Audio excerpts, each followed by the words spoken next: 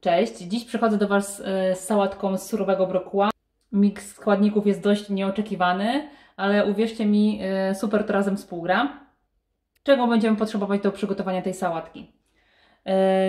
Dwóch główek surowego brokuła, 100 g wędzonego surowego boczku, z którego będziemy robić chipsy, zaraz Wam pokażę jak.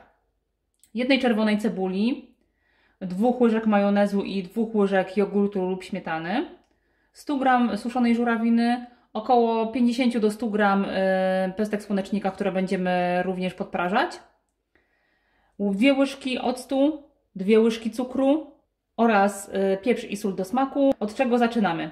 Przede wszystkim rozgrzewamy patelnię, na którą będziemy rozkładać plastry boczku. Patelnia się grzeje, a my w międzyczasie możemy przygotować szybko sos, niech on już się przegryza. Czyli do majonezu oraz jogurtu wrzucam cukier, sól i pieprz oraz ocet. Wszystko mieszam i odstawiam na boczek, niech się przegryza.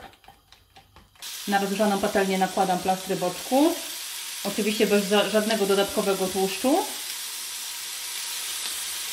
I na średnim ogniu podpiekam je aż do momentu powstania chipsa.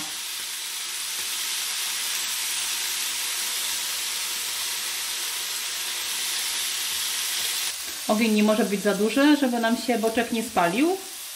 Musimy go pilnować, żeby zrumienił się z jednej i z drugiej strony.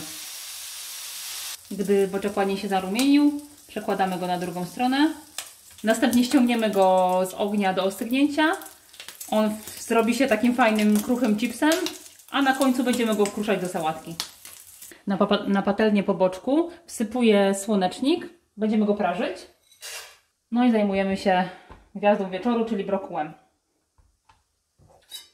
Odcinamy od niego różyczki. Generalnie mamy za zadanie pokroić go na drobne kawałki.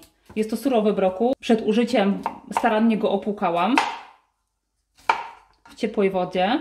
I naszym zadaniem teraz jest pokrojenie go w małe kawałeczki. Takie na jeden gryz.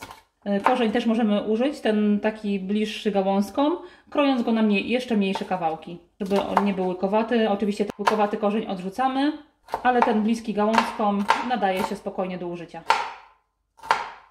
Brokuł mamy już przesiekany. Teraz zaleję go naszym sosem, żeby już kruszał po prostu. Jest tutaj sól, ocet, która spowoduje, że brokuł będzie kruchszy. Czym dłużej postoi w tym sosie, tym lepiej. Mieszamy i odstawiamy. Zajmiemy się teraz siekaniem cebulki. Cebulkę będziemy siekać w drobną kostkę.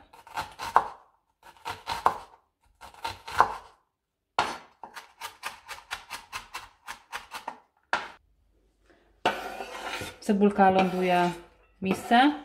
Następnie dorzucamy suszoną żurawinę, pestki słonecznika.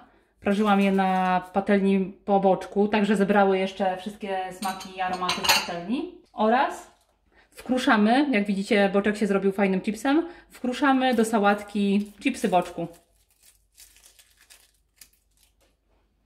Są super chrupiące. Ok, i to wszystko mieszamy.